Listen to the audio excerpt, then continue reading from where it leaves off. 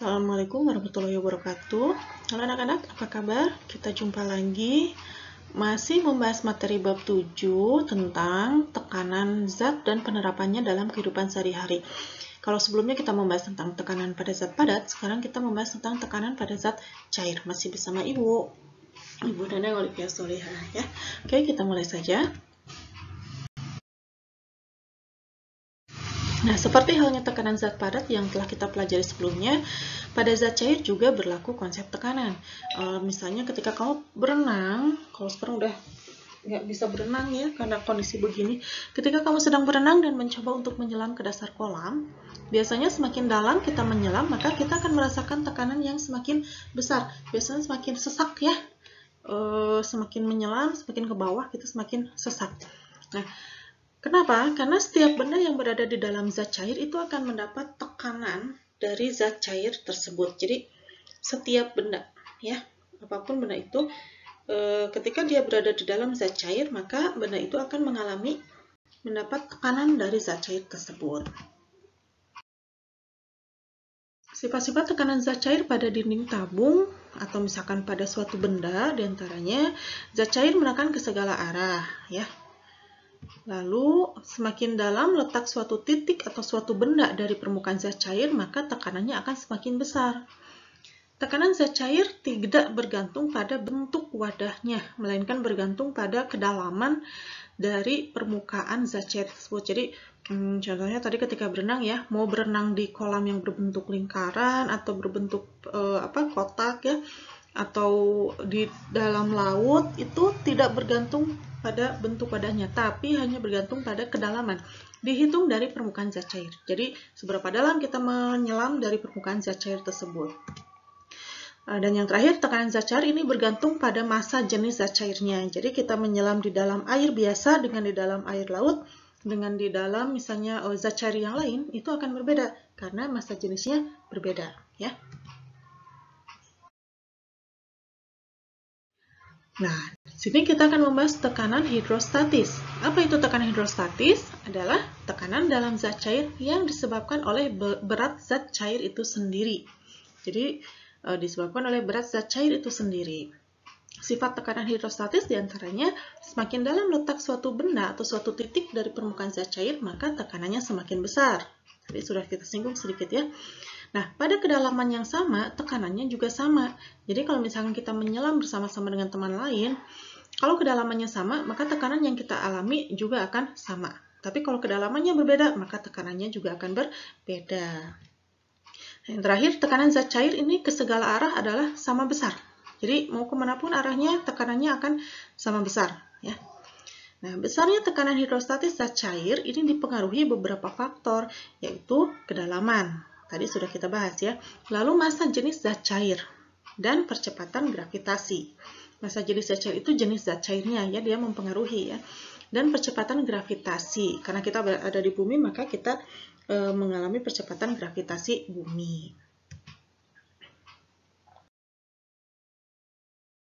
Nah, secara matematis, dari hubungan tersebut, faktor-faktor yang berpengaruh tadi, kita dapat menuliskan dalam bentuk persamaan sebagai berikut.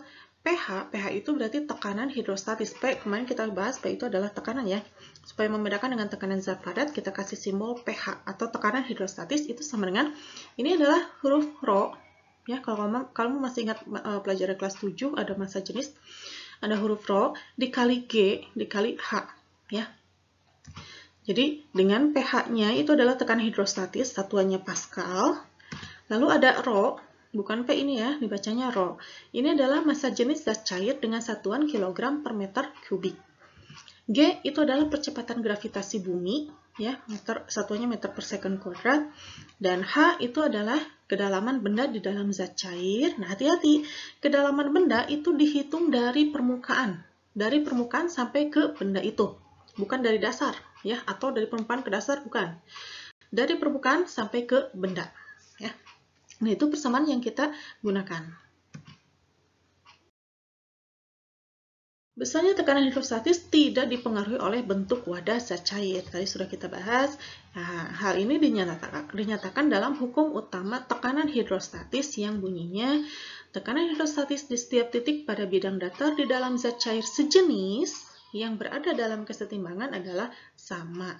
Jadi, kalau misalnya kedalamannya sama, zat cairnya sama, maka tekanan hidrostatisnya adalah sama. Ya, itu hukum utama tekanan hidrostatis. Bertambahnya tekanan seiring dengan bertambahnya kedalaman fluida itu zat yang mengalir ya, memiliki berbagai akibat penting. Nah, contohnya pada bendungan. Pernah kamu main ke bendungan? Nah, bendungan dirancang itu semakin bawah semakin tebal, karena bagian bawah bendungan memperoleh tekanan yang lebih besar dibandingkan bagian atasnya, sesuai dengan hukum hidrostatis tadi, ya, tekanan hidrostatis tadi. Contoh lain misalnya penyelam. Seorang penyelam, ini kalau misalnya terlalu dalam, itu akan mengalami tekanan yang sangat besar. Makanya kalau penyelam profesional itu selalu dilengkapi dengan alat-alat yang cukup banyak ya, bajunya khusus, tidak pakai baju berenang biasa. Lalu ada tabung oksigennya, lalu ada pengukur tekanannya, ya. Dia selalu membawa alat pengukur tekanan untuk melihat ini tekanannya sudah masih bisa ditahan nggak. Kalau misalkan sudah terlalu besar, maka dia harus segera ke atas, ya, karena tekanannya nanti tubuhnya tidak bisa menahan tekanan yang terlalu besar, ya. Jadi jangan sekali-kali coba menyelam tanpa peralatan, ya. Nah, ini contohnya gambar bendungan. Kalau kamu lihat itu semakin ke bawah, bentuknya tidak seperti dinding rumah yang lurus ya. Dinding rumah biasa itu lurus dindingnya. Nah, kalau bendungan itu semakin ke bawah semakin besar. Ya, kenapa? Karena semakin ke bawah, semakin dalam, nanti airnya akan memberikan tekanan yang cukup besar. Kalau dinding bawahnya tidak besar, tidak tebal, maka bendungan tidak akan bisa menahan tekanan dari air.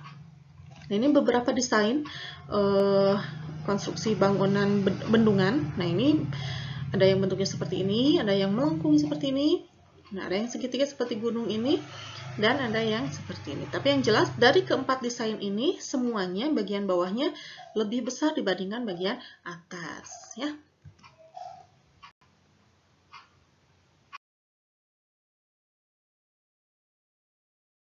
Contoh soalnya, misalnya seekor ikan berada dalam akuarium seperti ditunjukkan pada gambar berikut. Nah, ini ada ikan. Ya. Bila percepatan gravitasinya 10 meter per second kuadrat, tentukan besar tekanan hidrostatis yang dialami oleh ikan. Nah, penyelesaiannya kita lihat dulu apa saja yang diketahui di soal. Di soal di sini ada massa jenis airnya 1000 kg per meter kubik. Ada percepatan gravitasinya 10 meter per second kuadrat dan kedalamannya. Nah, di sini kedalaman dari permukaan sampai dasar itu 14 cm. Dari dasar itu si ikan sampai ke dasar itu 4 cm. Maka yang dimaksud kedalaman di sini adalah dari permukaan sampai ke ikan, ya. Dari permukaan sampai ke ikan. Nah, ini ya. Yang ini dari atas sampai bawah sampai dasar itu 14, ikan sampai dasar 4 cm. Kedalaman di sini adalah kedalaman dari permukaan sampai ke ikan, maka dikurangi tinggi dasar seluruhnya, tinggi akuariumnya 14 cm, kurangi 4 cm. Maka kedalaman ikannya dihitung dari permukaan sampai ikan itu adalah 10 cm. Kita jadikan ke dalam meter menjadi 0,1 meter, ya. Nah, yang ditanyakan di soal adalah besar tekanan hidrostatis. Langsung saja kita gunakan persamaan tekanan hidrostatis P sama dengan ρ kali G kali H. Rho-nya 1000, G-nya 10, H-nya 0,1. Maka didapatlah 1000 kali 10 kali 0,1 sebesar 1000 Pascal. Jadi si ikan akan mengalami tekanan hidrostatis sebesar 1000 Pascal di kedalaman 10 cm. Kalau ikannya semakin bawah, lebih dari 10 cm, apakah tekanannya berubah? Tentu berubah, ya, karena dipengaruhi oleh kedalaman. Oke, sekian penjelasan dari Ibu tentang tekanan hidrostatis. Semoga kalian bisa memahaminya, ya. Terima kasih atas perhatiannya. Assalamualaikum warahmatullahi wabarakatuh.